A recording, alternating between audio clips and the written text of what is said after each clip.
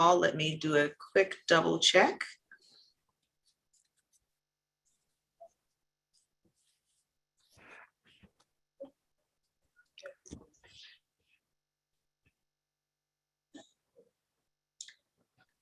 Yes, we are all set. So good morning, everyone. It is 10:03 on Thursday, November 18th, and we'd like to welcome you to the Interstate Bridge Replacement Executive Steering Group meeting. Thank you so much for joining us today. Thank you so much for your commitment to this work.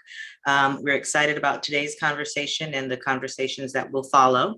My name is Millicent Williams. I am serving as the facilitator for our conversations, not just the Executive Steering Group Committee meetings, but also the staff level group meetings and the PMG meetings. It's been an exciting opportunity, and I'm pleased to be able to share in this process with you. So Greg, Administrator Johnson, if you don't mind, I'd like for us to go ahead and move into the agenda. We wanted to make sure that we had everyone on the call before starting. Excellent. Well, thank you, Millicent, and welcome to the fray. So, what I have for you is a update on some of the activity. Excuse me, just a moment, Greg. I do need to read a couple of ground rules before we get the meeting started. I just wanted to make sure it was okay with you that we officially start the meeting. Yeah, we're good. Okay. All right, so give me just a moment. For those of you who are joining us online, there are some ground rules and some administrative items that we need to make sure that we cover to ensure that we're creating an inclusive environment and considering the needs across the spectrum of need for folks who are participating. So there are some items that I'll share very briefly. The closed captions that some of you may need are available in English and Spanish. English closed captions are available within Zoom and YouTube. Users can follow this link to view both English and Spanish captions in a separate browser window, and the address for that is https://ibr.news/captions. Say that 10 times fast. Next slide, please. How to access closed captions. First, at the bottom middle of your screen, you should see a menu of options. If you can't see the menu, hover your mouse over the bottom middle of the screen. Click on the CC icon and a separate window with captions will appear. Next slide. So again, we'd like to thank you for participating today. A few webinar participation tips for you. Yes, thanks for joining us. Second, we encourage panelists to turn on your video. Please keep your audio on mute when you're not speaking. Before speaking, please state your name and affiliation to help attendees identify who's talking. And if you experience technical difficulties, please contact program staff at 360-329-6744. Public input instructions. There will be an opportunity to provide brief public input later in the meeting today. To submit your input after the meeting, you may email comments to info@interstatebridge.org with ESG Public Comment in the subject line.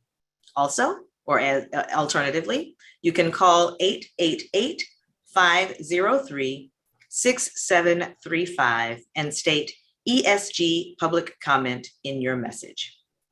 Next slide. And now we will have welcome from our program administrator, Greg Johnson, introductions, and then brief updates from around the region. Thank you all so much for your participation. It's going to be an exciting 2 hours. So once again, we have a packed agenda, and I don't want to take a lot of time, but we do have some important things that I need to discuss with the executive steering group. Over the last couple of weeks, I've had the opportunity to meet with folks to talk about what's important to them and what they need to have to get to yes. on this program. So we are taking all of that information and laying it out and seeking to make sense out of it. But one of the key things that we heard from partners is that they want to see some more robust scenarios ran regarding demand management in the corridor. They need a couple of more transit issues investigated and models ran on those. So what we are doing is looking at what that does to our schedule. And I've heard from folks that says, yeah, we need more time to get to our boards and councils and to get these things socialized and get you the yes that you require. So we're hearing you. We are working on a schedule. One of the things that we have to do, and we're planning on doing it next week, is talking to our bi-state legislative group to make sure that their concerns are also addressed in any schedule change.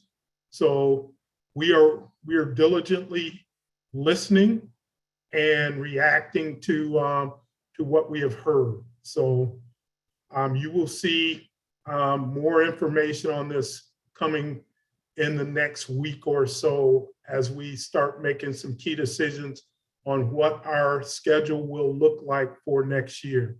We know some of the information that's required will take more time to be ran through the models and to be researched. We understand that. So we're looking at how we can do this still in a timely manner and meet the deadlines and requirements associated with this program. So the other important news, and some of you sit on JPAC, and I want to thank you for your tremendous show of support for the program this morning. We received a unanimous yes for the MTIP amendment that allows our program to continue to answer questions and run the scenarios and models that both partners as well as the community seeks to have answers with. So once again, a very, very good ringing endorsement. We still have to go through the Metro Council. So that will be coming up in early December to get that piece of business finalized. So once again, thank you for that vote this morning. So with that, I will take any questions or concerns, and I know we're going to go around the table, so maybe that will be the opportunity for questions to me as we move forward, because I do not want to take away from some of the key information that you guys have requested to hear from the program regarding equity, regarding tolling, as well as looking at the modeling efforts that are ongoing. So with that, Melissa, I will turn it back over to you. Thank you, Administrator Johnson. So yes, if you have questions related to the things that have just been shared, I would ask that you incorporate those questions into your jurisdictional overview that we are going to launch into right now. So I'm going to start with the DOT representatives, Secretary Millar, and in the stead of Director Strickler, we have Brendan Finn. So I'm going to ask for any comments and updates that you might have, and then any questions as well. Well, good morning. Thank you, Mills, and good morning, everybody. Hope you're having a pleasant day.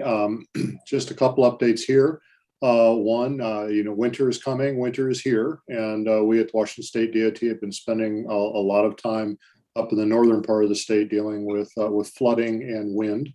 The Olympic Peninsula is in particular a mess right now, but I'm sure by the time the winter progresses, we'll be down in Southwest Washington, quite busy doing the same kind of work. The other update we have that may be of interest to you is the passing of the Infrastructure and Jobs Act and the signing of that act by the president on Monday of this week. We are sorting that information out and making sure that the governor and his team, our legislators, are all aware of what's in the bill and what's not in the bill. It is a significant lift by the Congress. It is an infusion of new money into the transportation space. But when we look at the federal money that flows to Washington State, compared to the FAST Act, we're seeing maybe 40–45% more federal revenue over the next 5 years. There are people out there who see the federal bill as a panacea. It's going to solve all the world's problems. We very much appreciate the Congress's action. Washington State's congressional delegation in particular was really stood up and brought it home for the team. They understand our needs, and they were very, very successful in making things happen. That said, the bill is a start. We in Washington State, our DOT budget is about $4 billion a year, operating and capital combined statewide. The new federal money, not counting the new discretionary grant programs, is going to bring roughly $200 million of new money to the state each year over the next 5 years. So doesn't solve all of our problems in the transportation space. It's a nice addition to the resources at our disposal. And I'm sure we'll be talking a lot about resources in the coming weeks and months. So good to see everybody, and looking forward to hearing what's happening in your worlds. Thank you so much, Secretary Millar. Brendan Finn. Thank you, Millicent. Good morning, everyone. Brendan Finn, I'm the Director of the Urban Mobility Office at ODOT. Director Strickler can't be here this morning. He is over at the Oregon Transportation Commission meeting, who we're meeting this morning to discuss the item that Secretary Millar just brought up, robust discussion about the infrastructure package, unpacking some of those pieces and understanding how that fits into a lot of our work. So that's why the director can't be here. He does send his best. I know we have a full agenda. We don't have too much to report here on the ODOT side, other than appreciation for the collaboration and all the hard work that happens behind the scenes from our program team and our consultant teams, and then all of you and your staffs really putting in a lot of the work and the work that you're putting in today. So on behalf of Director Strickler and the Transportation Commission, want to just appreciate everyone's efforts as we move things forward. So thank you, Millicent. Thank you, Brendan. So now we'll move on to the cities. First, the City of Vancouver, Mayor McInerney Ogle, and then the City of Portland, Commissioner Hardesty.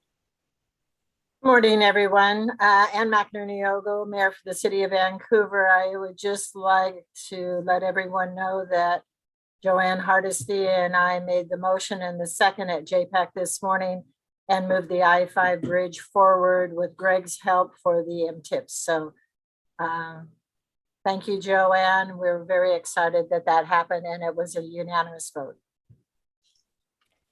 Fantastic. Thank you. Commissioner Hardesty. Thank you, Commissioner Hardesty. As Mayor Ann said, we're committed to doing this project right. We're committed to doing it in a way that actually reflects our values, and we are so looking forward to continuing to progress as we move forward. We clearly have laid out, we've actually bled about what our values are around this project. So I don't think there are any surprises. I'm excited about the potential for us to be great with this project. Thank you. Thank you, Commissioner Hardesty. And now we'll move on to Metro and the RTC. So President Peterson. Morning, Lynn Peterson, Metro Council President. Thank you all for the good news about the JPAC vote. That was awesome. We will be looking at the second approval of that vote on December 2nd, I believe. And I just want to say thank you to Administrator Johnson for all of his work of listening to understand what we were trying to say over the last year, and really moving on that in the last couple of weeks to answer our questions. So I really very much appreciate that and look forward to the Metro vote. Thank you. Thank you, President Peterson. And now from the RTC, Matt Ransom. Yeah, good morning, everybody. Matt Ransom, Director at RTC. Since the conversation is about programming funds, I just share the Washington side. So RTC has the same responsibility as Metro to program the funds authorized to the department in our TIP. We have done that in the past and we'll take up a similar matter early next year. And it'll come forward through the Department of Transportation, Washington, and we'll address it in very similar ways according to our procedures and our plans that have been adopted. Thank you so much. Now we'll move on to the transit agencies. From TriMet, Steve Witter, and CTRAN, Sean Donahue. Thank you. Good morning. And I watched the JPACT conversation today. So that was great to see the project in front of that panel. I just want to really thank Greg and his acknowledgement for the partner's request for some deeper dives into the modeling, both the highway and the transit side, and use of performance measures that partners are all starting to align on. So thank you, Greg. Just one of the things in the timeline soup I wanted to make sure we don't forget is the federal funding processes, both FHWA, but especially FTA, because in the past, there have been some pretty prescribed timelines. And I just encourage the project. And I know we're working towards that, but that's another overlay that I'd like to see us share next time or in the future, Greg. So thank you. Thank you so much, Steve. Sean. Sean Donahue, CEO with CTRAN. I would just mirror what was said about the MTIP. I would also like to thank Greg Johnson and the team for really the extension on the modeling and what that may mean. If I can offer one commentary on the JPAC meeting this morning, that while it did unanimously pass, and we're glad to see that, there were a lot of very specific questions about how climate inequity specifically will be modeled within this project. And I know CTRAN asked at the last ESG meeting, and I haven't seen it updated on a review, but I think we really need to get a breakdown from the IBR team about what happens in each stage of the process if we make changes to some of the original record of decision that existed from the CRC project as we move through IBR, what that means for the timeline, what that means for potential funding. I would agree with the RTC and sort of springboard off of Steve's comments that we have a unique situation where we have an opportunity to get some funding, but that's going to require some trade-offs. And I think some of those very frank conversations are going to be necessary with some of our groups that we're soliciting information from. So there's a very transparent view of the options that exist and what that means to the framework of the timeline in relation to the project. But thankful for the opportunity to deep dive into more modeling and also pleased to see the unanimous vote this morning at JPAC. Thank you so much, and for your comments. We're certainly taking copious notes, and we'll make sure that we engage around those topics in future conversations. Now we'll move on to the ports, the Port of Vancouver, and then the Port of Portland. Good morning, everyone. Juliana Marler, CEO with the Port of Vancouver. One thing I just wanted to add that we saw with the recent federal infrastructure bill was significant funding to address freight mobility and supply chain. And so that's something that we haven't seen as much of, and this is pretty historic to see the funding in that. And recognizing that I-5 is a significant freight corridor for the West Coast, I think there's a lot of opportunity there to see some of the funding that will address that freight mobility, as well as the funding that the ports receive to support that. So just another layer that I just wanted to make sure that we think about as we're looking at this bridge and the importance of that infrastructure. Thank you so much. And from the Port of Portland.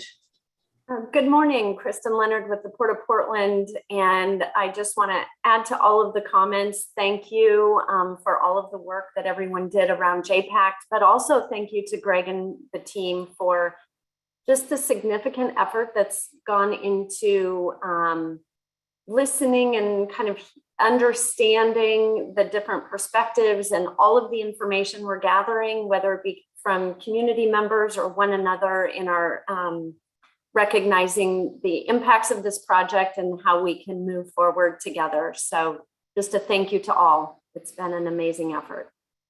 Thank you so much, Kristen. And now for our Community Advisory Group co-chairs, we'll start with Ed Washington. You're on mute. Let's see if we can unmute you. Thank you very much, Ed Washington. I don't have a whole lot to say this morning, except for I was very pleased to hear about the vote at JPAC, and hopefully we will be able to get the same from Metro. Also, I just want to say to Mr. Johnson, Greg Johnson and his team, that when they presented at our last Citizen Advisory group meeting, they brought a lot of illustrations of things that could be and what may not happen on the project. And I would just encourage them to keep that up, keep it going, because to citizens, you know, a picture is worth 1,000 words. And in many, many cases, that's what they sort of live and die on. So thank you so very much for getting as much information out and sharing it with them. And please keep that up. That's all I have to say. Thank you so much, Mr. Sure. Washington. Now, Ms. Valenter. Thank you. In the interest of time, I will just say that everything Ed said, I completely wholeheartedly agree with. So thank you. Thank you so much. And again, thanks to everyone for your participation. Greg?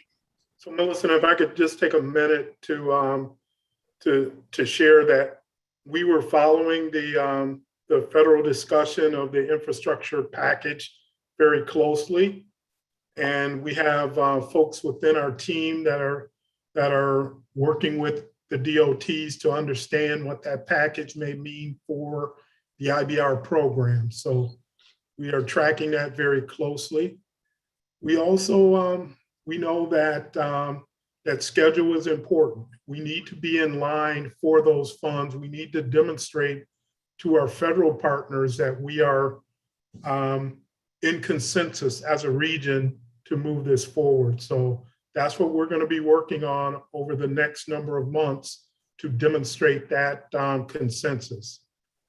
And we have speaking of the FTA and their timeframes, we have a joint trip planned with both of our transit partners and members of our team to go up to visit with FTA in Seattle to get a better understanding of what we need to do, where we need to be to make sure that our schedule is aligned with the FTA funding windows and horizons. So great stuff, great comments, and we are listening. We are hearing you guys and taking action towards those things that you have concerns around. So thank you.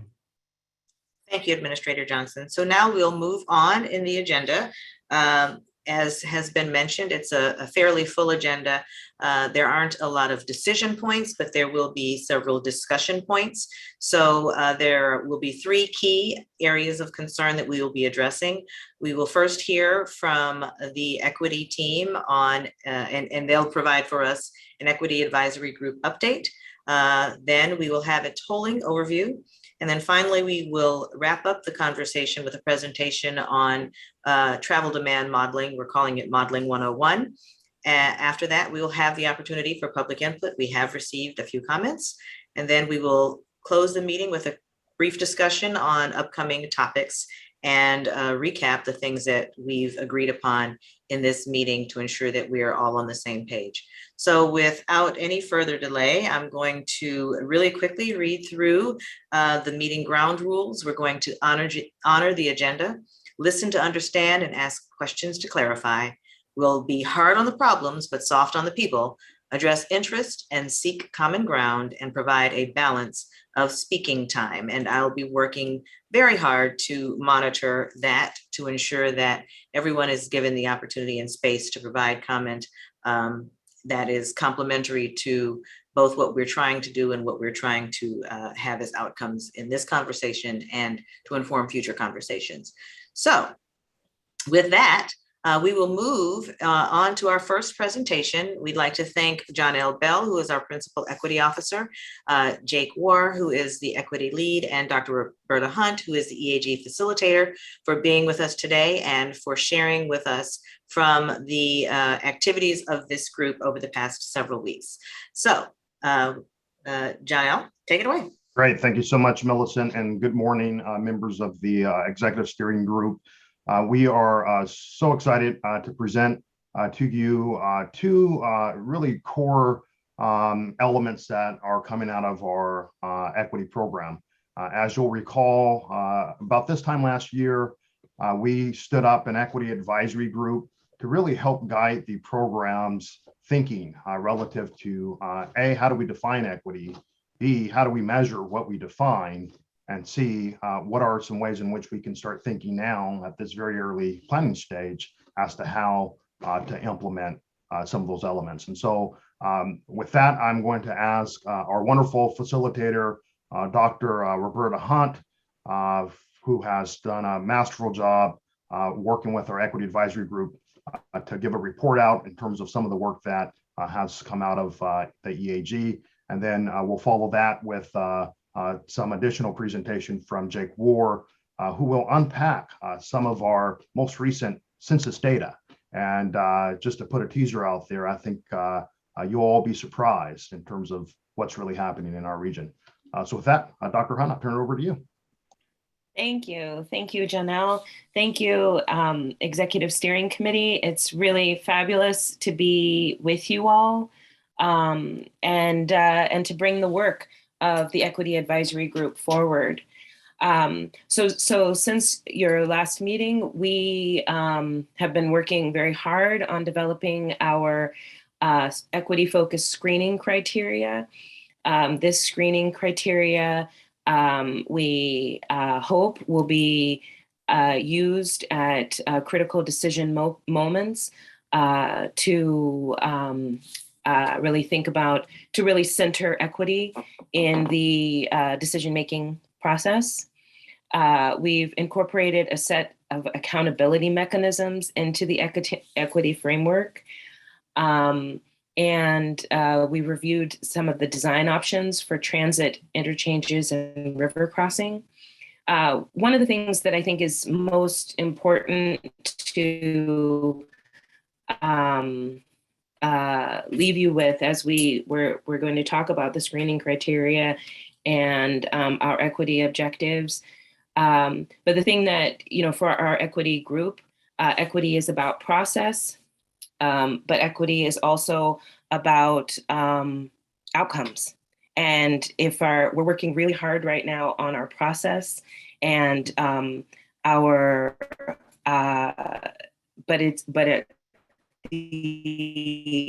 always thinking about our outcomes is imperative. So the question is kind of central in the Equity Advisory Group's thinking, and where the equity screening criteria will be implemented at different points in the process is critical. So next slide, please. So with our screening with equity in the screening process, we've been thinking about the screening criteria that fits into the following areas that we're thinking about: aesthetics, air quality, congestion reduction, cultural resources, diversions, land use, neighborhoods and populations, noises, parks, recreation and open space, mobility, modal choice, travel reliability, and safety. So thinking about at every decision point around design options and whatnot, how communities of concern, communities who have been historically negatively impacted or who are currently vulnerable to, so thinking about low-income communities, people of color, people with disabilities, making sure that that as we're thinking about congestion reduction, that we're thinking about these people. and so forth and so on. Next up.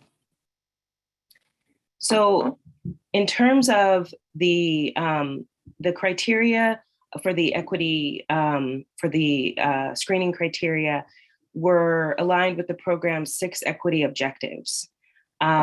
So mobility and accessibility, as we're thinking about mobility and accessibility, that we're improving this and connectivity, especially for lower income travelers, people with disabilities, and historically underserved communities who experience transportation barriers.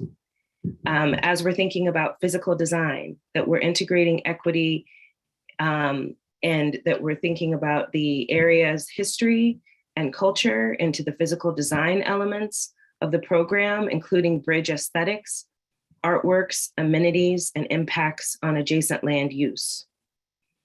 Community benefits, opportunities, find opportunities and implement local community improvements in addition to required mitigations. That really this bridge needs to benefit everyone. And that we have to be intentional in making that happen. Otherwise, we know it won't. Economic opportunity, ensuring that economic opportunities generated by the program benefit minority and women-owned firms, BIPOC workers, workers with disabilities, and young people. Design-making processes, prioritizing access, influence, and decision-making power for underserved communities throughout the program in establishing objectives, design, implementation, and evaluation of success. And finally, avoiding further harm, actively seeking out options with a harm reduction priority rather than simply mitigating disproportionate impacts on historically impacted and underserved communities and populations. Next slide.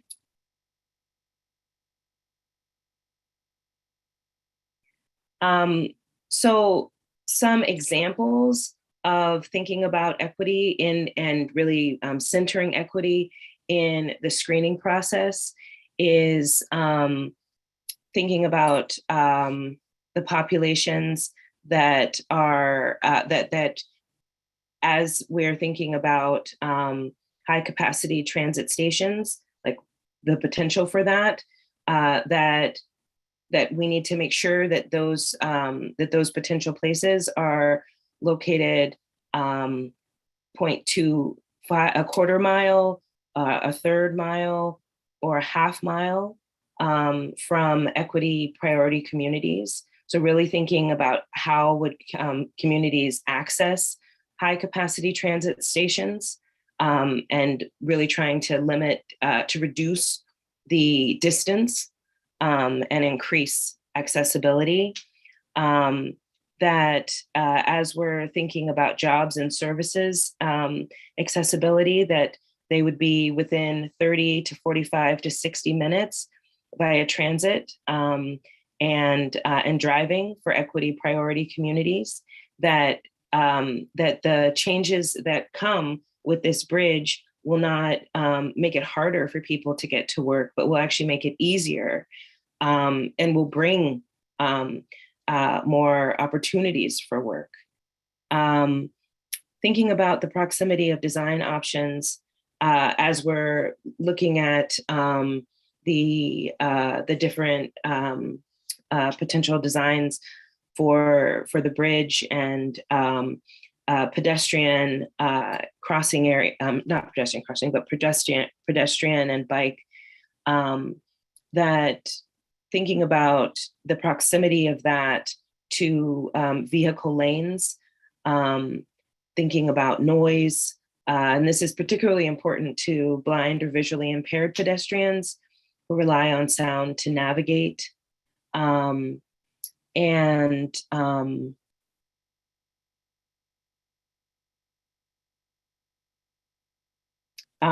Jake, I'm going to ask you if you would share with us the, if you could elaborate on the last bullet point. Sure, yeah. So that screening criterion is meant to look at what the what's left over after construction that could potentially be developed and could provide community amenities, potentially affordable housing, those types of things that really can make this more than just a transportation infrastructure project, but something that benefits the community more broadly. Thank you, and something that I've been thinking a lot about with the equity group is one, it's a fabulous group, really smart people thinking very deeply about the different ways that people would utilize this bridge and what their needs are from very different perspectives. But also we had two speakers, two guests, public comment, talking about their deep concern around climate and the need that their young people saying that they feel left out, that they feel very afraid for their future, and that they feel that they said you're gonna die, and we're gonna be here to deal with that. And I think we all have to hold their words and their fears. And as we're thinking about the equity criteria, it's a really good one, but it's only as good as our implementation. And so part of the work of the equity committee, part of the work of you all, part of the work of the IBR team is to make sure that that we hold ourselves accountable in our decision making, so that we really have an outcome that where we can have a model bridge, both in terms of process and what it means to the people and the environment in which we live. So I'm going to pass to Jake. If I may ask a question before we move on. Of course. Please. Thank you. Roberta, thank you so much for that presentation. I guess for me, the only thing that raised a question for me was the last bullet point. We've, because I have so many transportation projects that I'm working on right now, I know that we've had conversations around the Rose Quarter, around what happens post-construction, but not sure that I've been engaged in any conversations around the I-5 replacement bridge that is talking about additional development opportunities. So I'm curious as to where that piece just kind of slipped in at. Yeah, and I'm happy to chime in here. Greg, I'm going to yield to you to see if you want to cover a little of that and how it connects to potential community benefits agreement as well. So one of the things that we know is that we are going to require large amounts of space for contractors' yard, for contractors' potential fabrication area. So we're looking at that as a potential opportunity once the project is complete for the contractor to then clear that area and then make that area available for future development. So at this point, we don't know where that is going to be, but we would like to engage in conversations to make sure wherever that large area is chosen to be, that it can be beneficial to either or both of the communities involved in this program. Thank you for that. Let me just say it has to benefit both communities. It can't be an either or.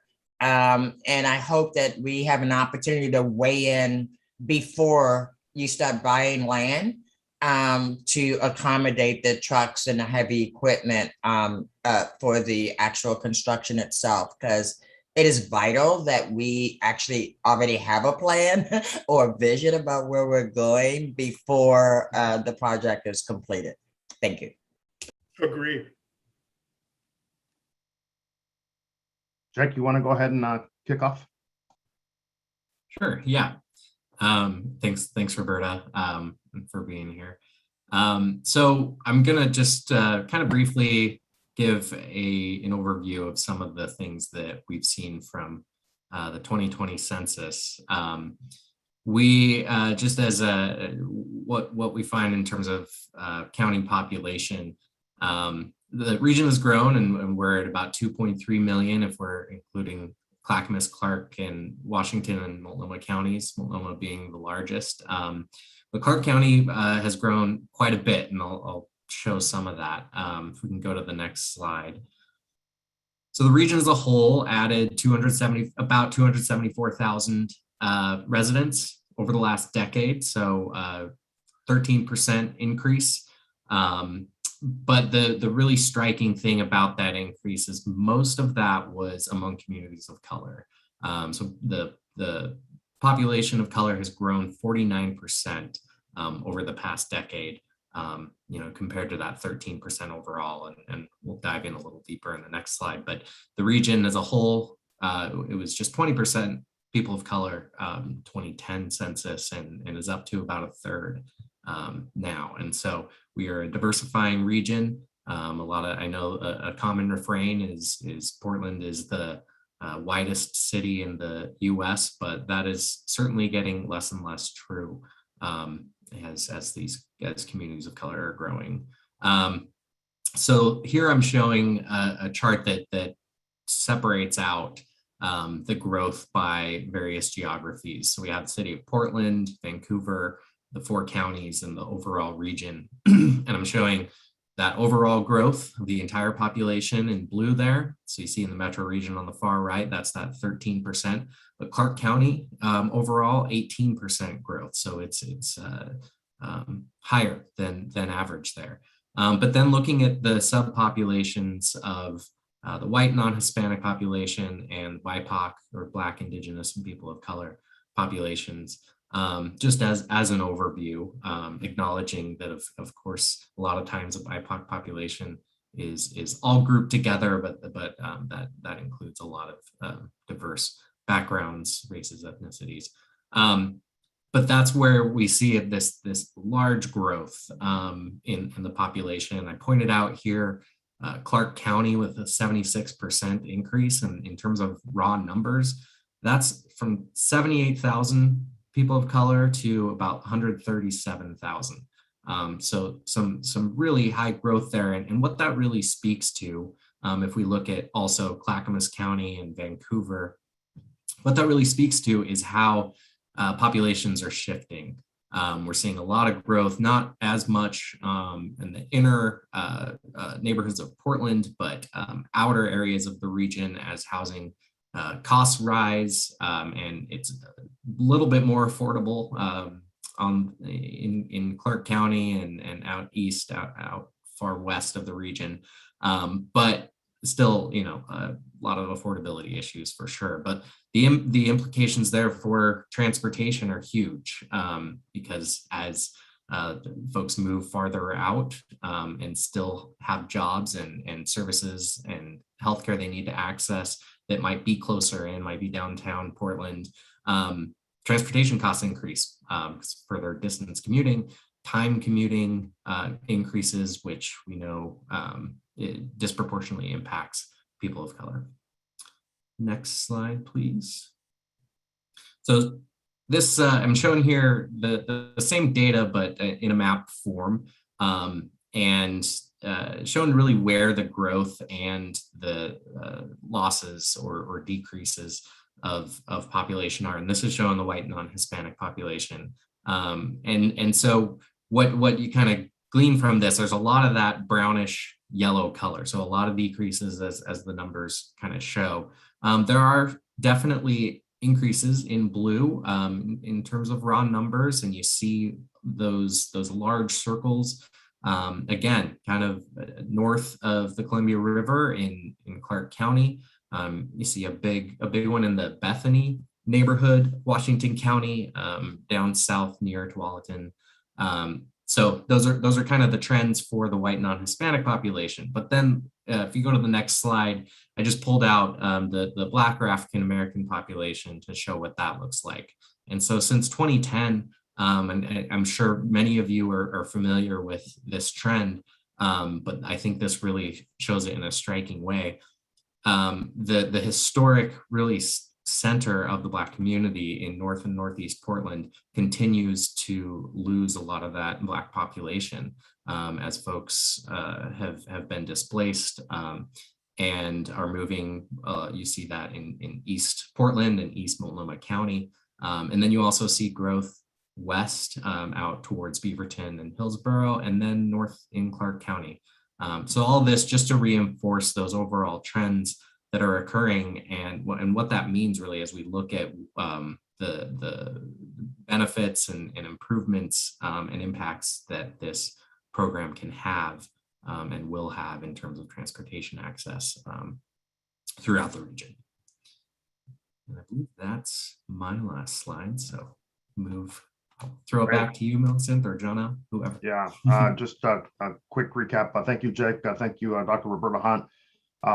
Assuming we have minutes left, Millicent, I'll turn it back over to you to answer any questions that we might have. Sure. We do have a few minutes. We are a little bit off schedule, but I believe we'll be able to make it up. So I want to make sure we give time and space for participants to ask any specific questions that they have of the team. If they don't have any today, perhaps if you have some that you'd like to share later in writing, we can collect those as well. So at this point, any questions or concerns? President Peterson, I see your hand raised. First, I just want to say thank you. This is a lot of good work, and I'm very much appreciative of getting down into the performance metrics so that we can really talk about how to move the agenda forward in a multitude of ways, not just a singular or thin layer. So thank you.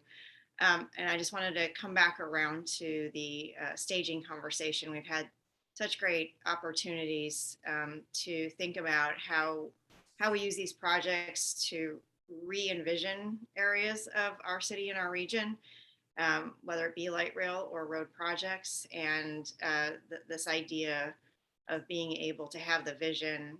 So starting now with the conversations of what are the possibilities would be great, but I think it also merges really, really well with our 5-year economic recovery plan that the region has through GPED and the work going on to really think about how we bring back family wage jobs into the region, grow those jobs, as well as taking care of things like daycare deserts at the same time, which I think we're all experiencing right now. So it's the gamut of action items that we could start thinking about. How does that apply to this corridor?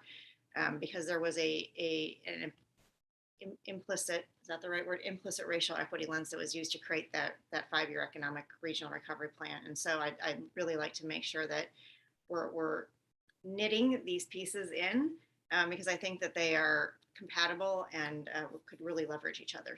Thank you.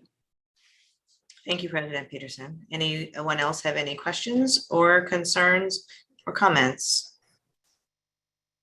All right, well, we'd like to thank the team for both your work over the course of the past year, but most especially in the past several weeks in preparing information to go out to the community and for sharing an overview of the work that you've been doing today. So thanks again.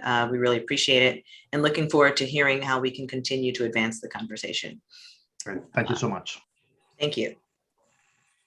At this point, we will have a brief overview on the IBR and federal grant funding.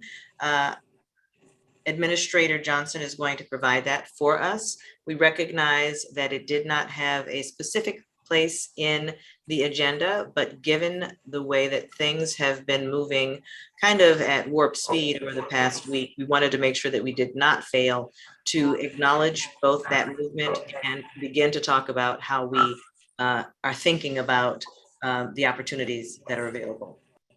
Administrator Johnson. Thank you, Millicent. So our team has been doing a deep dive into what the infrastructure bill, what some of the broad categories are, and where we may find ourselves being eligible for funding. So we have identified 3 major categories that could potentially apply for the IBR program. And the first is a new program that's Competitive Bridge Investment Program. And once again, right now, it appears to have approximately close to $16 billion available.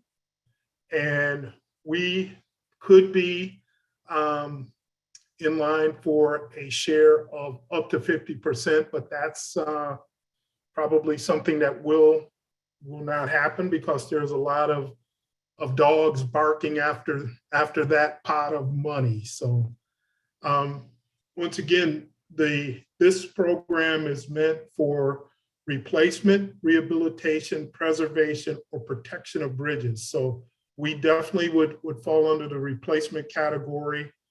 And when we look at the cost benefit analysis of what this could be, we fall right in line with the selection criteria that has preliminarily been defined. So this is consistent with both DOT's asset management plan. And so we think that is a very viable pot of money that we will be pursuing as the rules are written and we understand it further and we coordinate with both DOTs, because the DOTs also have other projects that may be eligible for these type of funding. So it will be a coordinated effort, and that IBR will not just go in and take up all the bandwidth of these programs to the detriment of other DOT programs. So the other is the new National Infrastructure Project Assistance Program. And this is looking at approximately $2 billion a year or $10 billion over 5 years for projects over $500 million. So we definitely will qualify for that.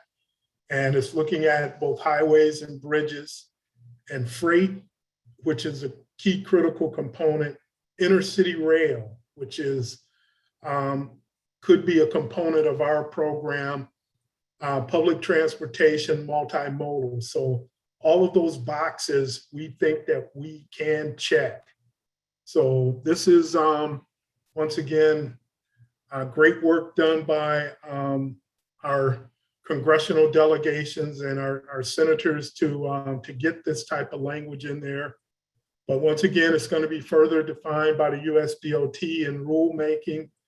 But it's intended to support state of good repair, cost benefit effectiveness, total person and freight volume of freight supported. So we think we will, with the 2 ports being directly adjacent to this corridor, we think we will be very competitive in this category.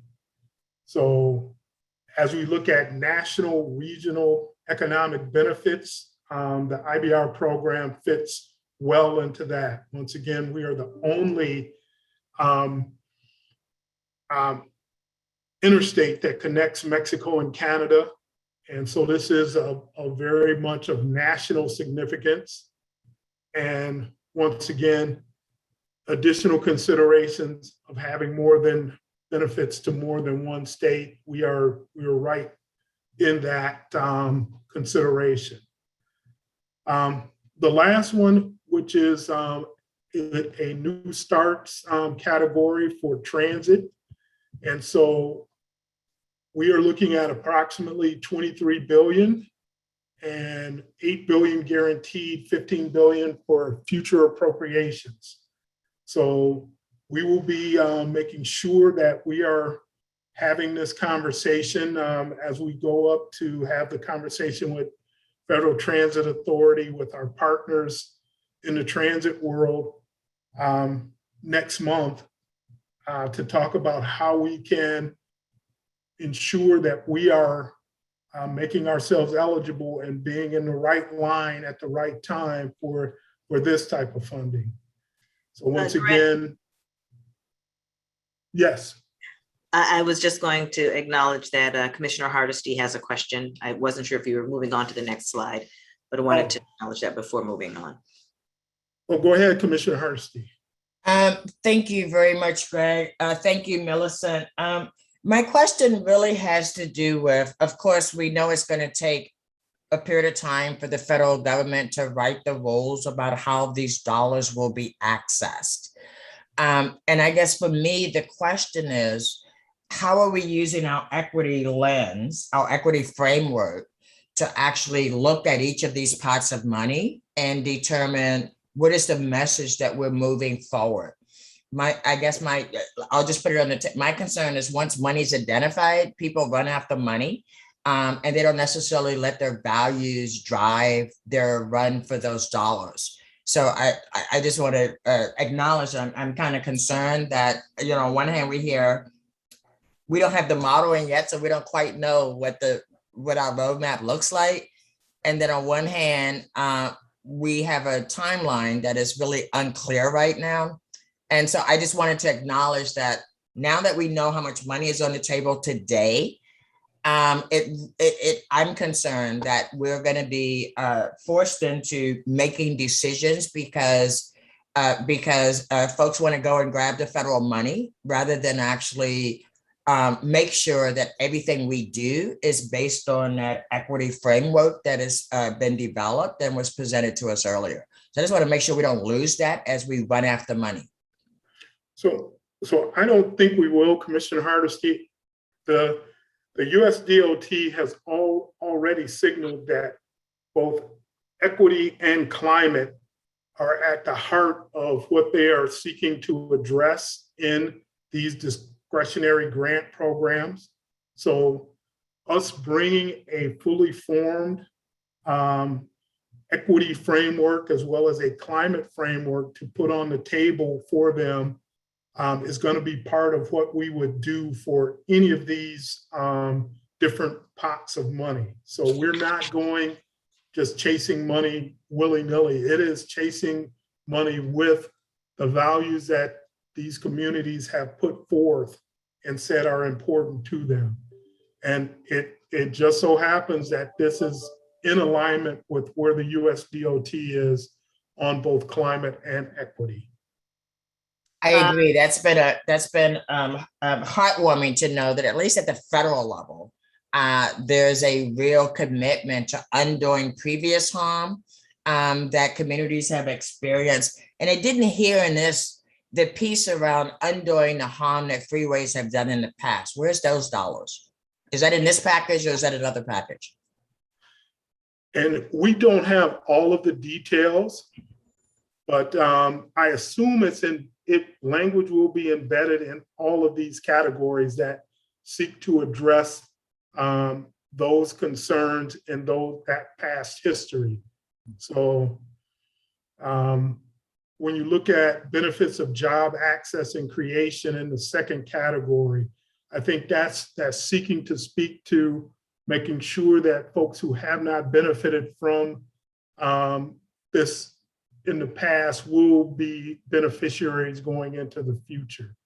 So my guess is that there will be some embedded language into all of these programs that will speak to these issues. But we will be finding out more. This is just the first blush of what we understand. And I'm sure there's going to be a lot more that will come out that will give us more and better details. And Greg, the last thing I will say, you may know that we have friends who work at the Federal Transportation Administration who used to work here in the city of Portland, who will be helping to write those rules and be making sure that the office of, that equity is really centered in that. So again, I think we have some expertise in this group that could be very helpful as before the rules are written. Because once the rules are written, they're written, right? But how can we influence the rules being written in a way that really reinforces the values that we bring to this project? So, and that's a very important point, and I'd like to reemphasize that our program and the equity issues that we are seeking to address has drawn national attention. John L. Bell and myself did a presentation to the Federal Highway Administration that had some national audience folks in that audience, where we explained what we were trying to accomplish via our equity framework and our entire equity focus. We also did a presentation for small businesses that was attended by the Deputy Secretary at FAA. And so our program is getting that national type attention, that folks understand what we're doing and what we're trying to do, how creative and innovative we are being in that space and leading the country in those in this discussion. Thank you, Commissioner Hardesty. Greg, before you move on, Secretary Millar has his hand raised as well. Thank you. I wanted to, Commissioner Hardesty's great questions, and we are all paying close attention to that. Greg got into the detail, but believe me, the Pacific Northwest, Washington and Oregon in particular are well positioned to participate in that rulemaking discussion. And we will be doing that. Everything that we do at the Washington State DOT is being measured through two lenses: climate change and equity. And everything that I do in terms of my conversations with the other DOTs around the country, and the conversations that AASHTO has with US DOT and the modal administrations about incorporating climate and equity into these discretionary grant programs, that work is going to happen. And we appreciate all of us working as a team, knowing that there are people from former City of Portland people, former TriMet people, former CTRAN people. Back in my old world with Smart Growth America, my good friend Chris Coase is now the Deputy Assistant Secretary for Policy at USDOT.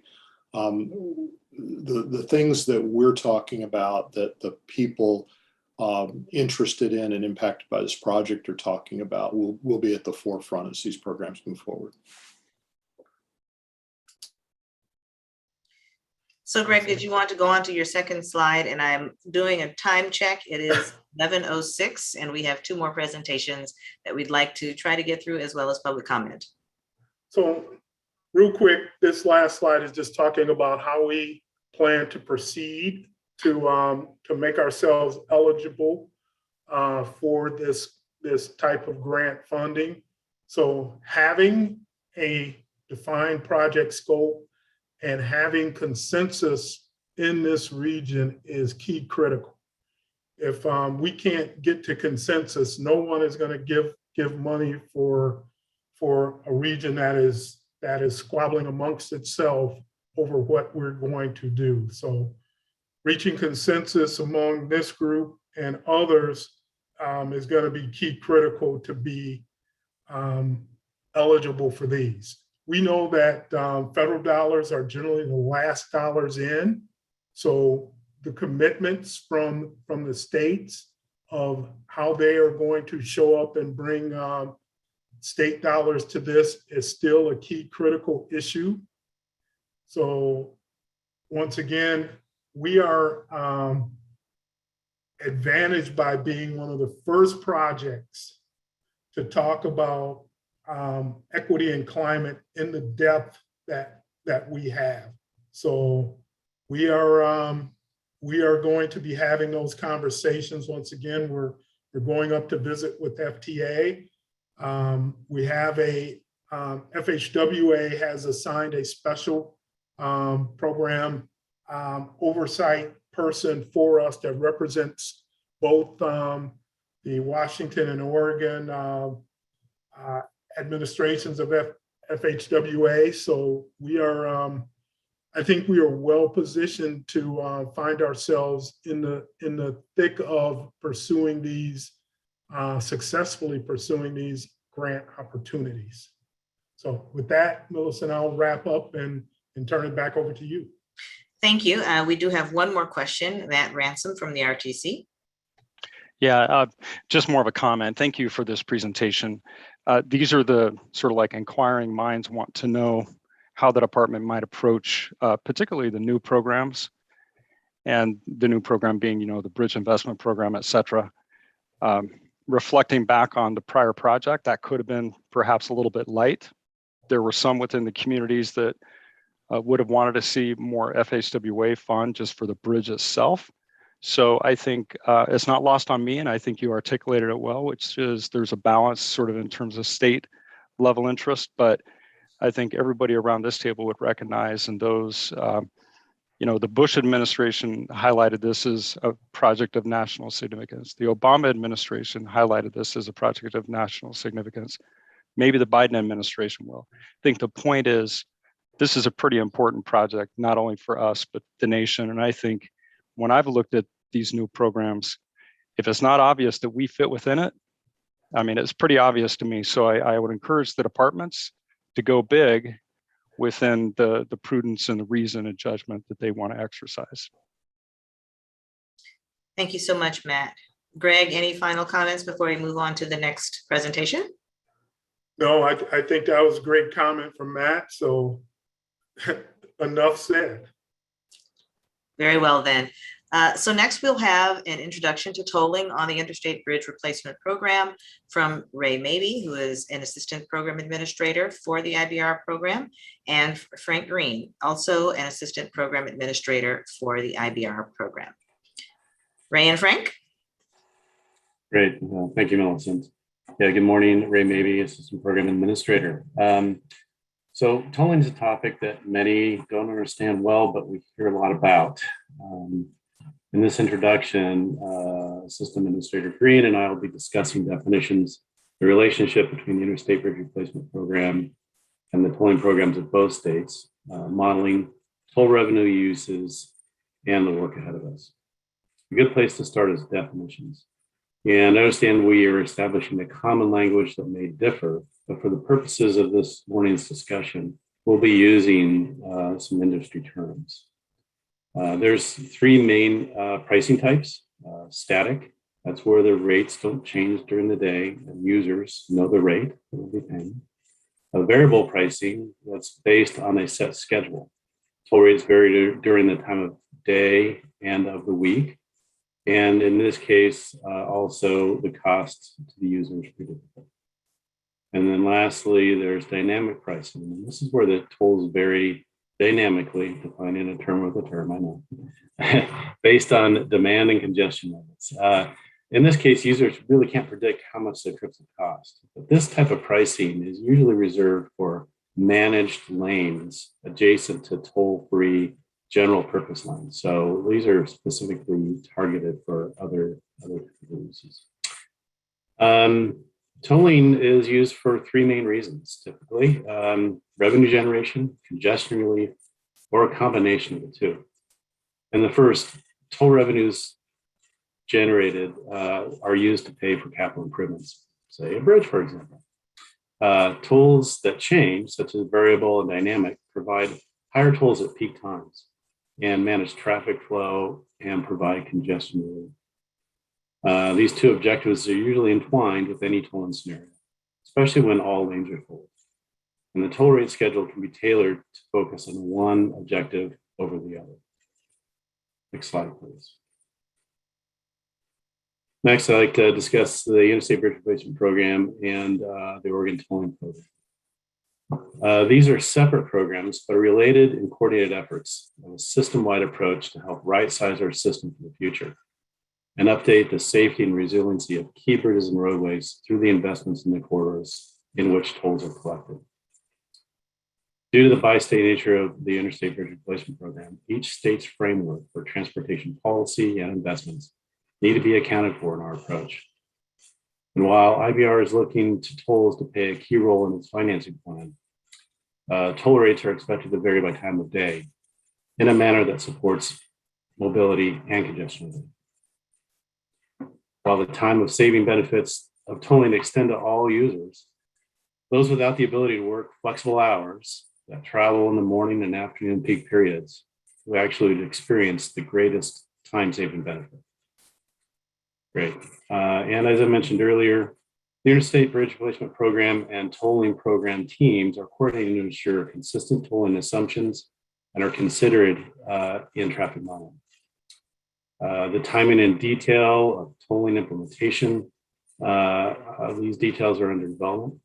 And here, both the Oregon and Washington tolling programs are actively coordinating. The goal of all parties is to ensure that the operation of this system will be seamless for all users on the regional transportation system. Next, Assistant Administrator Green will discuss toll scenarios, modeling, and uses. Frank? Thank you, Ray. Once again, Frank Green, Assistant Program Administrator, and we thought it was important to kind of set the foundation with some definitions and the understanding that we do have a lot of coordination that's going on with the Oregon tolling program. One of those areas is when it comes to modeling. We know we've heard comments from this group, from the partners, from the community about what are you modeling and how does the data incorporate the system that ODOT with their regional what their RMPP is looking at, and what would IBR connect to that, and how would that work? And so we are looking to include modeling into the data that we'll be obtaining for this program. So we're coordinating very closely with that. Obviously working with the metropolitan planning organizations who run our regional model, and how we do a sensitivity analysis, working through that with the partners to understand how these tolling scenarios will affect the modeling data and show us what the demand is. As Ray had mentioned, that we are looking for at scenarios that will have rates that will be based on the time of day that congestion is occurring. So during very much like with the previous planning effort and the Columbia River crossing, toll rates during the peak periods were higher. That's when we say variable rate, what is meant by that. And so we will be integrating a very similar approach to the modeling and working with the partners to confirm what that modeling is. Next slide. We've said this at this meeting before. Excuse me, quick question. Oh, go ahead. Is your modeling going to include how we're addressing low-income people who will be going over this bridge? With my hope is that we're not going to cost burden low-income people. And so is the modeling going to give us some data on what happens if exempting low-income people? Are we going to be able to see that in the modeling that we're going to get? I do have a slide coming up here that talks a little bit about the exemption for low income. I might ask to put that question on pause till the next presentation, which Ryan LaProuse, who's a little bit more in the know of what modeling and the data might be, he might be able to help answer that question. So if we can parking lot that for a minute, I do have a slide that addresses low income, and then when he presents the modeling 101, he might be able to jump in about whether or not the data can actually extract that exact information. We're going to need that data, I think, in order to make it, in order to have an informed opinion. Thank you. Yeah. So no, I appreciate that. One of the clear things we've said in previous discussions is that a program like this that has a multimodal aspect, that is looking to make the improvements of the complexity that we need to look at all available funding sources, and toll revenue is I think very clearly for a program like this a source of revenue We know there's a lot of work that our program team still needs to do, working with the commissions from both states, the legislature from both states, to be able to get the authority to toll in this location and to work on, the rate setting. But another part of it is also, what can the toll revenues be used for? Toll revenues right now, are included in legislation in both states. And so we're really going to need to be figuring out, as we're finding all of these revenue sources that will be paying for this ultimate program, what can the toll revenue be used for? What would the federal funding potentially be targeting? What would state and local funds be targeting? So we know there's work to do to develop a more detailed finance plan. That is something that, within the next year we'll be working on, that will try to outline the uses that each one of these revenue sources can go toward. Next slide. So Frank, if I could just quickly speak to Commissioner Hardisty's concern. We know that there are tolling programs across the country that are looking at the equitable practice of tolling low income users of a facility. So right in our own backyard, I-405 up in the Puget Sound area has considerations for low income folks and exclusions for low income folks who have to travel that corridor on a regular basis. So we'll be looking at that, as well as other programs across the nation and frankly around the world, for those type of equitable practices surrounding low income users of a facility, of a tolled facility. Frank, before you continue, President Peterson has her hand raised. Thank you. If you could go just back a slide for a second before we move on to this. There are a couple of policy questions that need to be answered as we go through this, that I'm assuming that you're looking for the ESG to be able to answer. Right, and one is when we look at the different scenarios for how to set toll rates, how do we accommodate and make sure that we have reduced the burden on low income and people of color? That's the first thing. And then the second, it gets into the bottom of what type of improvements can be paid for by tolling. There's a policy discussion that needs to be transparent about how long the tolls will actually be up. Are they just used to pay for the initial build, or are they going to be there for maintenance and operation as well? I just think that needs to be not a backroom conversation. It needs to be a front room conversation. And what does that mean in terms of how the tolls not only are used, but what kind of rates need to be set before, after, during, right? And then the third policy question does come into effect when we start looking at the scenarios about how much potential investment comes from the feds, from the state. And, my hackles went up just a little bit, Frank, when you said local. Our ability at the local level is slim to none. Obviously, we're all here providing resources to the project just by being in the room with you and working out behind the scenes issues and doing the technical work. So we're all there as partners, but just anyway. So when we look at the funding, what is included? Right? What is included in the project, not just the interstate itself in terms of what's being funded? That's the third policy question. And I just want to make sure that as we go along, we don't lose the perspective that there's more than just bridges and interchanges and interstate lane miles to be upgraded, right? That this is actually a project that has the community benefits agreements, that has the transit components, that has all the bike and ped. So I just want to make sure that we're defining these things as we go along. So if I can jump in on that question, we know that this program impacts more than just the interstate. We know that it impacts local road networks connected. So we will be looking at those very carefully and making sure that those are a part of the overall program cost.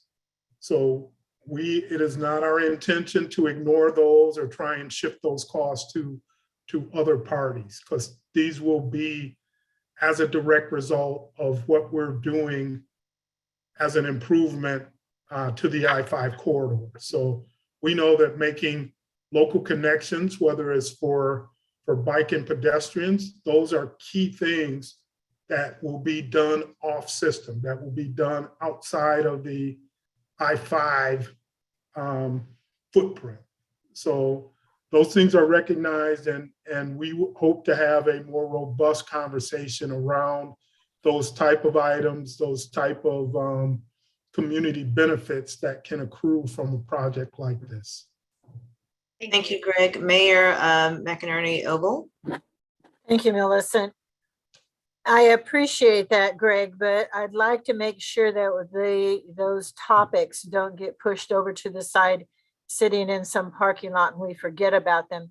That last bullet there is extremely important. And I'm wondering, while we have the bi-state organization involved in this, if it wouldn't be appropriate to also be talking to them about how they can help with that funding of those mitigation or community benefits, as we're pointing out.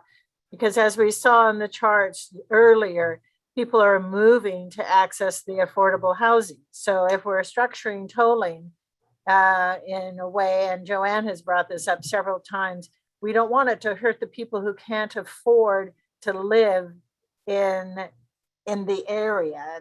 If they can't afford to live there, they also can't afford a lot of those tolls. So as we look at those other transportation options, such as LRT, BRT, bus on shoulder, express buses, that is another piece that I would like to make sure is in that last bullet, and that we have that conversation about funding sources. If it's not allowed through the tolling, where are we going to get it? And I don't want to lose that. Understood. There will be, as we get closer to the definition of what this project is going to be, in the first and second quarters of next year, those are conversations that we can pick up. Right now, we don't know what the project is going to be. So as we get clarity on that, that's when those conversations can start to pick up with a true earnesty about what things are necessary, what ancillary improvements are necessary, how those will be funded. So okay. And as we continue, I know you have additional slides on this.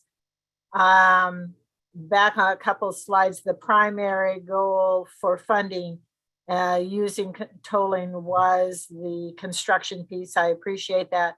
The second one there was the congestion relief. I appreciate that. So if we can settle on the language, I notice we're seeing variable rate. I'd also like to talk about variable pricing. So have one or both of those, but let's get some consistent language. Understood. Thank you. Thank you, Mayor. To piggyback on that, my biggest concern right now is that we will go out for bonds for construction before this question is answered. And if we do that, we are stuck in our old way of doing what we've always done, getting the results we've always gotten. And so I just need to hear that there will be no bonds sold before we as a group have had an opportunity to get our questions answered about tolling, congestion pricing, whatever we call it. Vancouver has another term, it's fine, whatever we call it.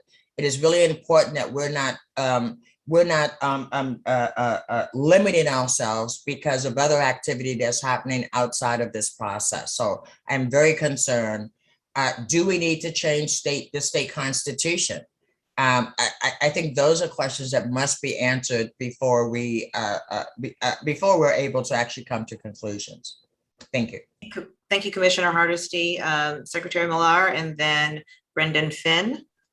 Yeah, this is, I think, intended to be kind of an overview of tolling as a concept to give you the opportunity to ask the questions. And I don't think we're going to get them all answered today.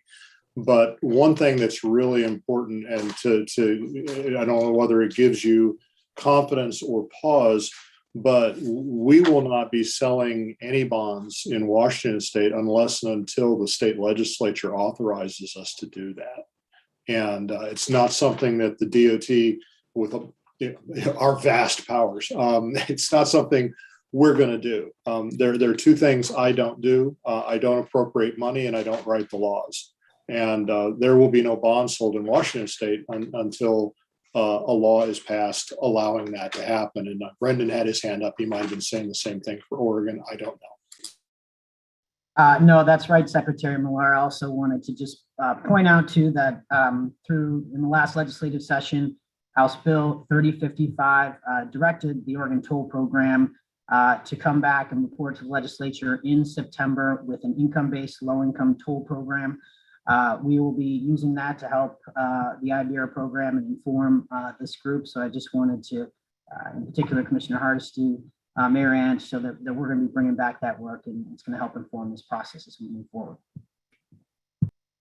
Thank you, everyone, for your comments, and most especially thank you, Secretary Millar, for reinforcing that this is not intended to be a problem-solving session, but rather getting the conversation on the table so that we can acknowledge that we know we need to discuss it. We need to solve the problems, answer the questions, and work toward resolution that meets and satisfies the expectations of the folks around this table and the people who you are here to serve. So there were a couple of more slides in that presentation. Frank, do you want to finish that up, or? I was going to say, in the interest of time, I think the next slide was covering exactly the conversation we just had, that we know that there's legislation in Oregon and that there's a framework on the 405 program in Washington, and that we will be working, as Secretary Millar mentioned, obviously with the legislatures to get the tolling authorization needed on the Washington side, confirming that the legislation on the Oregon side gives the authorization to toll here, and then working with the transportation commissions on this discussion about exemptions and discounts and taking into account the equitable income-based toll rate setting for this program. And then the last slide was really just giving a little bit of schedule that, you know, there's different levels of work that we need to work through just to understand what kind of, you know, revenue we get, you know, on top of the modeling we already discussed. And that, you know, we'll begin doing some of that work as we look to develop an updated finance plan. But obviously, as we move toward construction, there's you know, what's called an investment grade level toll traffic and revenue study that, you know, can show the industry, the bonding industry, that this toll can, you know, be bonded against for a certain amount of revenue. So there's more work to come. Definitely good discussion today, and I think we can move on to the next presentation unless there's more questions. Thanks, Frank. There are a couple of comments, President Peterson and Matt Ransom, and I did want to do a time check. We would like to make sure that we get into the modeling conversation. It too is to inform how we are going to proceed, not necessarily to solve the problems today. So President Peterson. Just a quick process note. I think what would be helpful as we go through the next several months of decision making and start to see this information come before us. And it would be helpful to have the policy questions that have come up so that we know that we have been heard. And then when we walk through the presentations, putting it in that framework would be very helpful, so that we're not only we know we've been heard, but we know we're making decisions on which policies as we go through this, and that we're doing it in a very transparent, open way. So I think that's just my thought. Thank you very much. Noted, and we will make sure that we do that. Matt. Yeah, just one. I think it's even similar to President Peterson's comment. I think clarity is important. As I think about this conversation around the RTC board table of 25 members across 3 counties, 2 counties of which currently pay tolls to cross bridges in the Columbia Gorge region.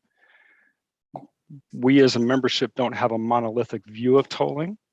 So I think as you did, and I think you did a good job, what can we do? What do we aspire to do? When I look back at the legislative provisos, even for the CRC project, I think the legislature is contemplating these issues as they will, again, variability for congestion periods, equity and income as they're currently contemplating that in Washington state. So I think having, as we continue to develop this dialogue, what can we do? What do we aspire to? I think that's helpful. I think that's important because as I observed the conversation in the end, our constituents are looking for high ROI in the outcome, and toll is a piece of that, also demonstrating high ROI. And sometimes I think we just sort of intermix the aspiration versus what we can do, and that's okay, but I think it's important to distinguish so that our public and our stakeholders understand the conversation because it is confusing. Thank you very much. So the program has work to do to ensure that the communication is effective and that we are working together to solve problems. There is no shortage of opportunity for us to seek to gain consensus or agreement on how we're going to proceed. And I'm looking forward to working with each of you to schedule those conversations, to bring that information before this body in the public setting, as well as through working sessions to ensure that we get to resolution. So for the next segment, we had scheduled 30 minutes. Certainly we won't need to take that much time, but I am going to ask as a matter of form and function that we allow Ryan LaProuse, who is the Transportation and Planning Lead, to get through his entire presentation and hold our questions until the end, unless it is a burning question and it cannot wait. We do want to make sure we get through it. We do want to make sure we're managing the questions well and the time that we have left. And we also want to make sure that we're giving the public the opportunity to provide public comment. After he finishes his presentation, I might need to do another time check and ask for your permission to potentially extend the meeting a few minutes to ensure that we can get through the entire agenda. That is not my hope, but it is certainly something that I'm anticipating that we will need to discuss. So with no further ado, Ryan LaProuse, thank you. Hello, yep, I'm Ryan LaProuse, Transportation Planning Lead. I will be quick, Millicent. This is mostly just an introduction to modeling, so I'll cover that. I want to thank, I'm just here today covering for my modeling team on the IBR, which includes consultants and 2 major partners, Metro and RTC, are doing the majority of the modeling work for us. So modeling will be used alongside the screening criteria, results, and community feedback to evaluate the design options that we're looking at. Travel demand modeling is a process used to predict travel demand behavior and resulting demand from a specific time frame given a desired set of assumptions. So this is really just an introduction today. So who uses travel demand models? All of our partners in the region here use travel demand models. They're used for highway and corridor planning. They're used for regional transportation plans, transportation system plans, street planning, modal plans, bike and pedestrian facilities, as well as transit, kind of route and system planning, and used for grants, kind of CIG grants and FTA grants process. So all of our partners use it. So this is a typical process, so they should, the majority of people understand it. So next slide, please. So what is travel demand modeling and how is it? So it's a 4-step process. It takes in the supply side information, so the kind of the graphic on the right, socioeconomic data, roadway and transit networks. It goes through 4 steps of trip generation, trip distribution, mode choice, and then traffic and transit assignment, and kicks out the demands for those modes. So I'll walk through each of these steps individually. So next slide. So step one is trip generation. So how many total trips are made from the model? So we have population and employment by zones. We have existing information based on census and building permits. I know Jake kind of showed some of that census track information earlier. So we have that as kind of our existing, and then we use forecasts using based on regional growth plans. We look at local comp plans, regional transportation plans, and metro transportation plans to kind of forecast the future. We then determine the trip generation outputs. So total daily trips are produced from each zone and attracted to each zone. And we then, those are kind of broken out by trip type: work, shopping, recreation, school, university are kind of examples of the trip types. Next slide. So step two is trip distribution. What it does is it connects those origins and destinations of those trips by trip purpose. So the map on the right is showing kind of an aggregation of about 80 plus zones. There's over 2,000 transportation analysis zones in the metro model, broken down kind of by sub area. This is an aggregation, kind of rolling them up for us to kind of summarize that data, and kind of shows the corridor I-5 and I-205, and shows the I-5 project corridor there in red. Next slide.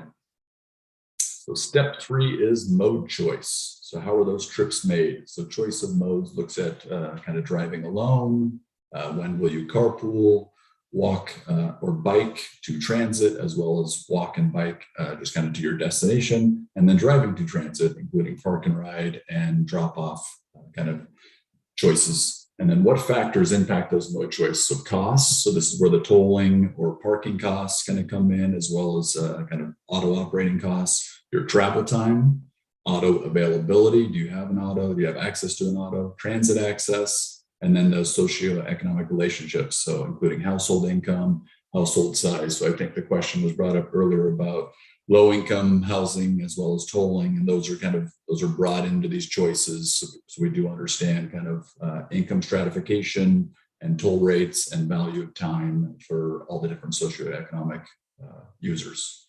So that's step three. And then step four is trip assignment. So which routes do people take after going through all those first three steps? So autos kind of used on the assignments. For the auto network, consider travel time with congestion, so speed and capacity of the facility, local facility or highway facility, as well as factors such as ramp meters and tolls that were discussed in the previous presentation. So those trips are then segmented by hour and by vehicle type. So you have single occupancy, of HOV, and then you have medium and heavy truck. So all the individual user types are segmented in the auto assignment. And then we go into the transit assignment as well. It identifies routes available for trips and considers access via driving or walking to access transit, and then understands kind of the select routes based on the travel times projected for walking, waiting, including the transfer time, and then the time in the transit vehicle. And then, so that is the 4 steps. So the travel demand model validation and calibration, I'll kind of discuss next. So we confirm the results of the travel demand model match a household survey. So the household survey is completed every kind of about decade, 10 to 15 years. They look at all the user types. What they do is they survey users and summarize kind of all their individual trips from that household, from the parents to the kids to the grandparents, whoever's living in that household, all the different types of trips they take every day, and they record it, and then they put that type of information in to predict the model, those 4 steps. So the validation goes through. Next, I'll get into validation, where we're kind of summarizing the data. So Metro and RTC look at current counts from like 2015 and develop a 2015 base model. They're looking at traffic counts, transit boardings, and they're validating that data versus what the model's producing. They update this every 5 years to kind of have a rolling base case.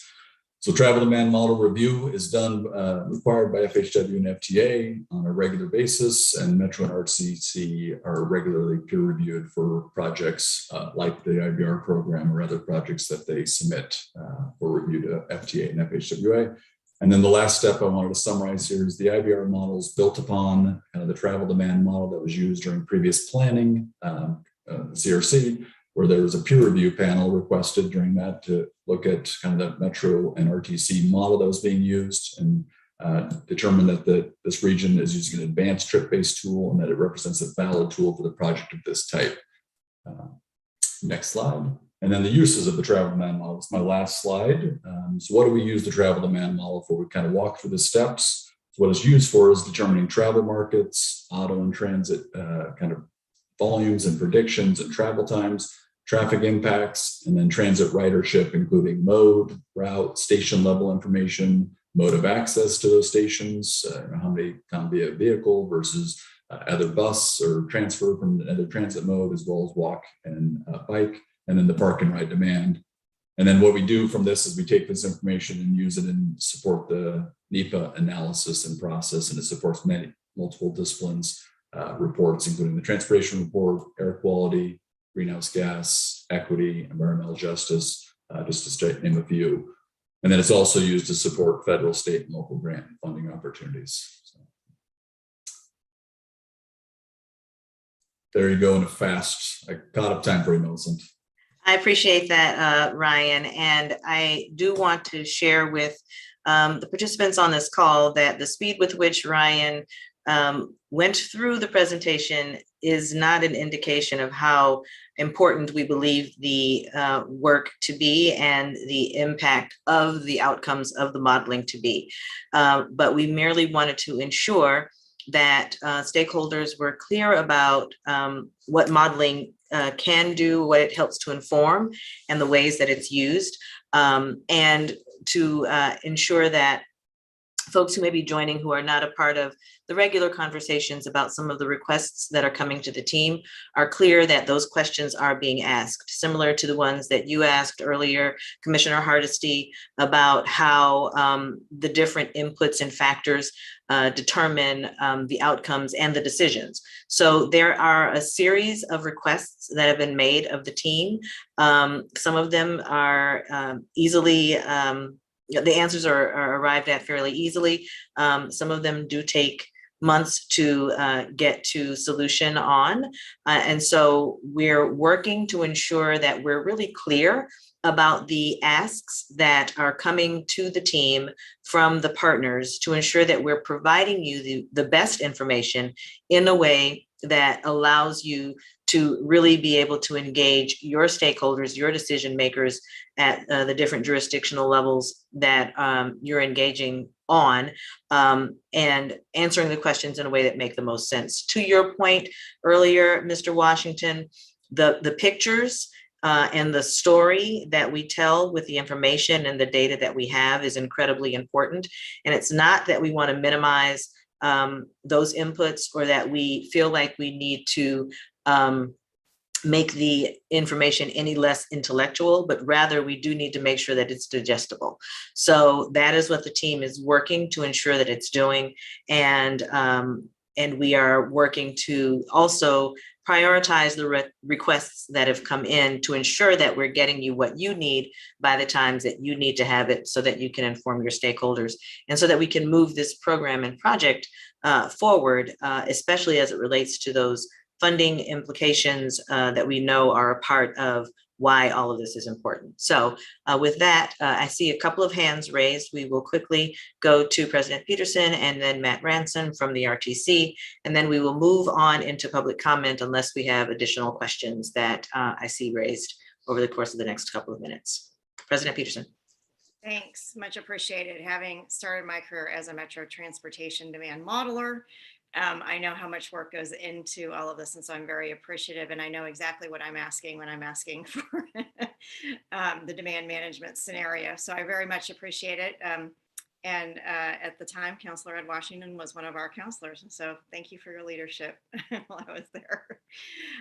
The question I just want to put on the table is when we are provided when we walk through the scenarios, we need to be reminded that they're all relative to each other, that they are not giving us an exact answer. It is all, when you are forecasting into the future, a relative conversation. It is not something that we should be designing to. And I want to make that very clear that this is just a way to have a conversation, but if it's not the future that we want, then we need to have a policy conversation about what it takes to get to the future that we want. The model does not predict our future. We actually create our future. So just putting that into perspective, and then just making sure that as all of this information is brought to us, the background assumptions are made very clear of what is assumed in each scenario. And so that we're not comparing apples to oranges, we understand what we are comparing, and what was assumed in the background is really going to be important for us to understand the output. So just putting that as a marker in terms of what I expect to see so that we can make a decision. Thank you. I'm sorry. Thank you so much, Matt. Yeah, Ryan, thank you for the presentation. And I think Ryan was being a little bit too modest. The reality is I can vouch for this, and I'll say it publicly. The Metro RTC model is best in class. And so what that means, I think, for this work, and it adds on to, I think, what President Peterson just said, best in class for comparing alternatives against each other. I think we need to be careful, and just a word of caution for all of us, the absolute numbers are not the prediction of the future. It's a model, it's a forecast, it's a set of hypotheses about what may occur.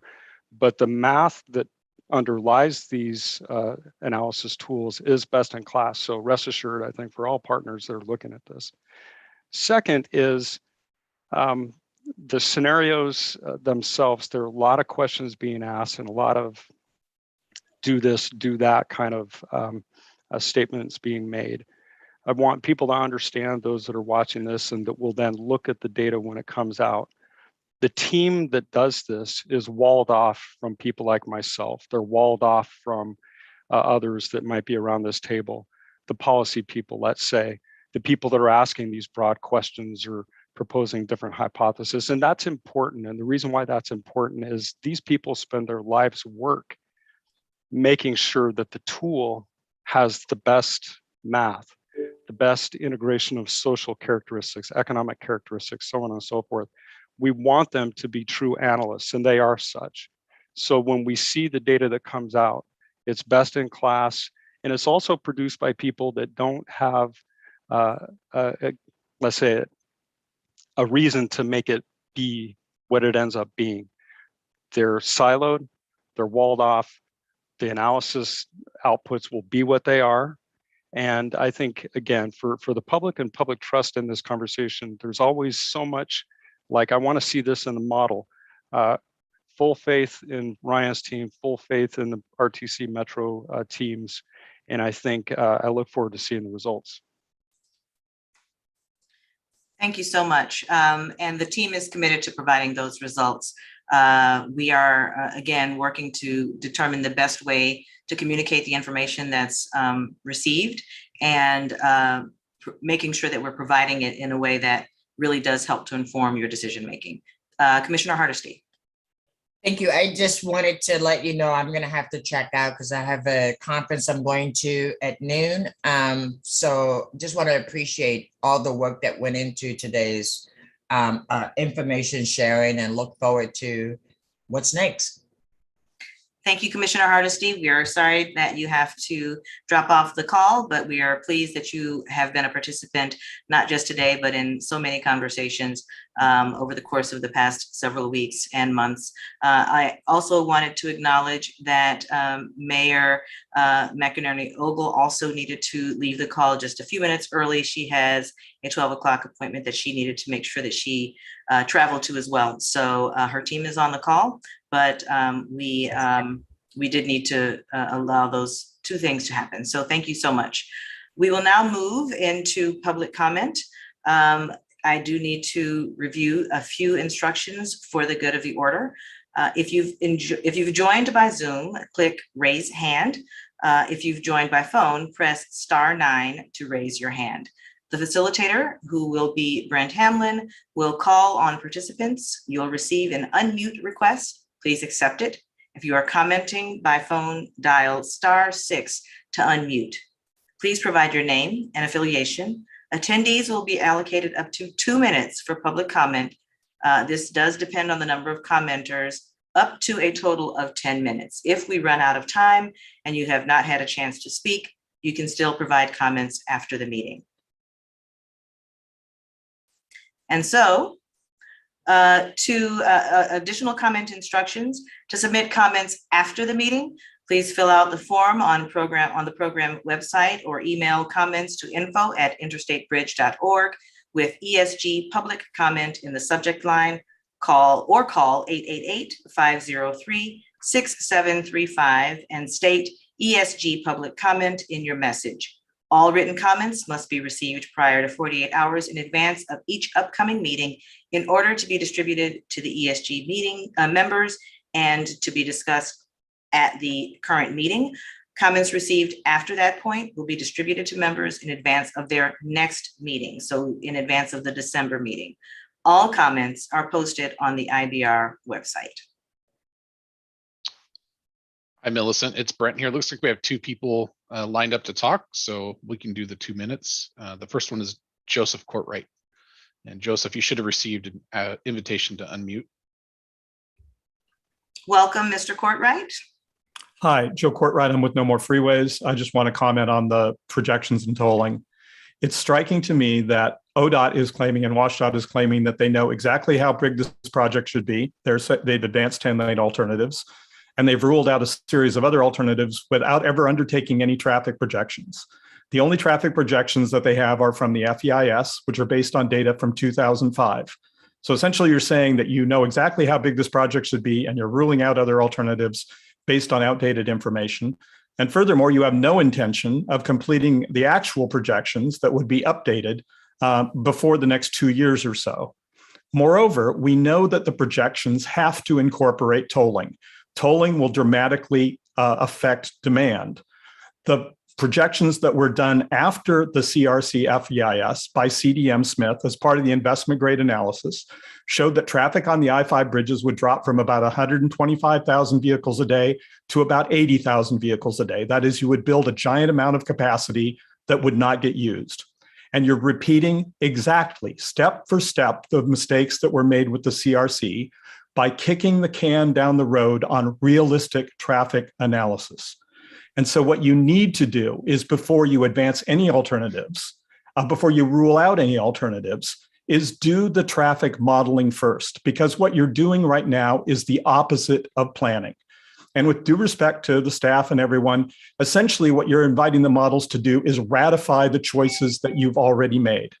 And instead of that, you should take a scientific approach, get accurate current data, and give lots of opportunities for others outside the back rooms of the ODOT modeling process to have some say and some review of this. Because in the past, you have repeatedly been wrong. And that's the other thing I would point out, is no one has ever gone back and looked at the projections that were built into that FEIS to see whether they're accurate. And I'll just note, we're more than half the way through the project forecast period. So we already know the answer, and that is those projections were wrong. So thanks, Joe. You're this is right based at time on here. bad modeling. Appreciate your comment, Joe. And the next one is Graciela Gomez. We're going to see a prompt here to allow to talk. Thank you. Brent, yes? Yep. Welcome. We can hear you. Thank you. My name is Graciela Gomez Calgren. I'm the Chief Executive Officer for Schwabe, Williamson & Wyatt. We're a law firm with some 160 attorneys located in 7 offices across California, Oregon, Washington, and Alaska. Very much a Pacific Northwest firm or regional firm. Schwabe has long supported and continues to support replacing the I-5 bridge. The current bridge is functionally obsolete with narrow shoulders, short merge zones, and minimal public transit service. It does not support the needs of commerce and our commuting population. The current bridge is chronically congested. As a resident of Clark County for over 25 years with a professional life centered in Portland, I have personally seen traffic increase over the more than 2 decades that I have been traversing the bridge almost daily.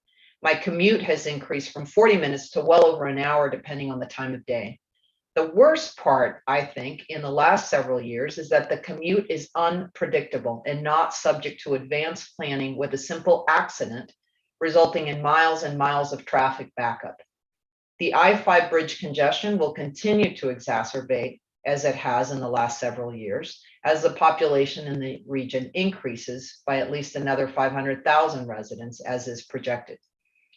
The current bridge should be replaced rather than repaired. The I-5 bridge is a critical economic lifeline for the entire West Coast and a key route to improve regional economic prosperity for all of us. We must not allow the I-5 bridge to continue to be among the worst choke points nationally for transportation of freight and commerce. With the passage of the federal $1.2 trillion bipartisan infrastructure framework, we are at a historic moment in our county and region to make transformational investments to replace the I-5 bridge. And we are at time, Graciela. We appreciate it. Thank you. Thank you for the opportunity. Thank you. And we have no one else signed up for public comment, Millicent.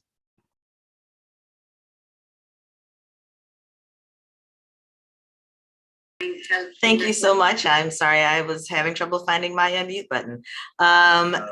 We'd like to thank all of the public commenters, and we'd like to thank each of you for your participation in today's meeting.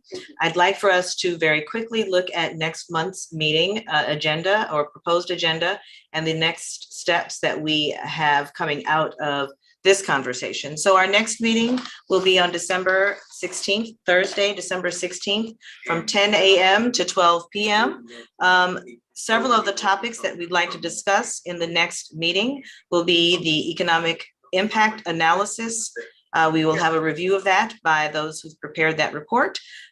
We'd like to have a conversation on the progress of the developing design options, especially as it relates to the screening criteria that the team has had the opportunity to use to begin that review of design options. And then we'd also like to have a conversation about the community working groups and fall community engagement. Are there other topics that folks believe to be of value that they'd like to have included as a part of next month's agenda?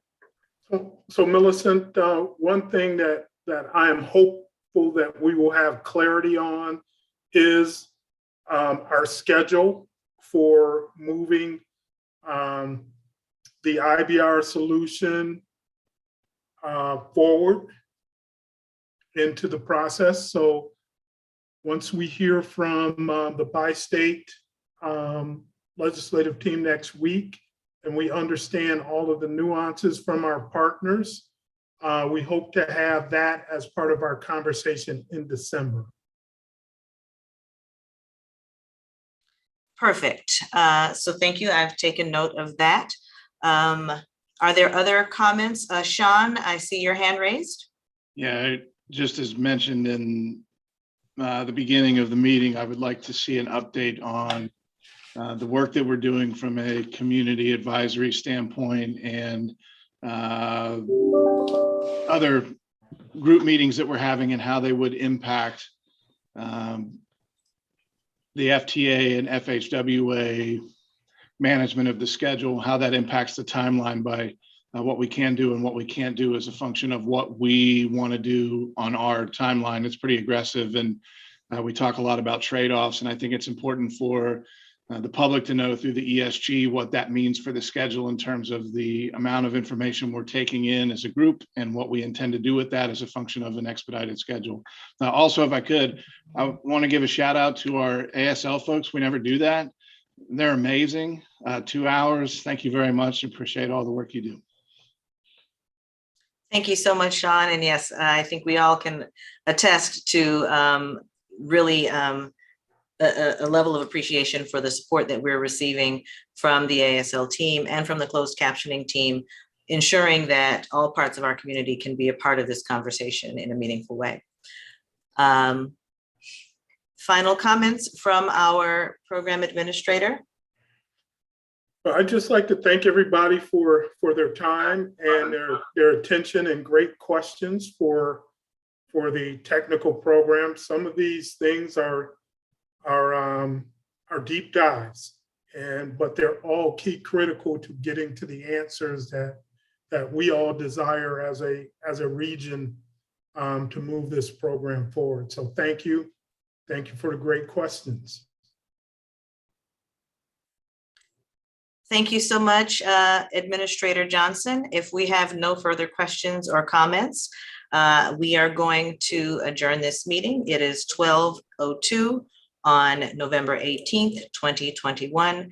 Thank you for your time, attention, questions, concern, collaboration, and cooperation. We are excited about moving this process forward, and there have been affirmations of that throughout all of the ways that people are engaging in this conversation, not just today, but in, as I've mentioned, the days and weeks leading up to this meeting. It's an exciting time for this region, and I'm excited to be a part of this conversation and looking forward to our next set of conversations that will allow us to move forward to the next step. Thank you all so much. Have a fantastic day. Look forward to seeing you soon and hearing from you soon as well. Bye-bye.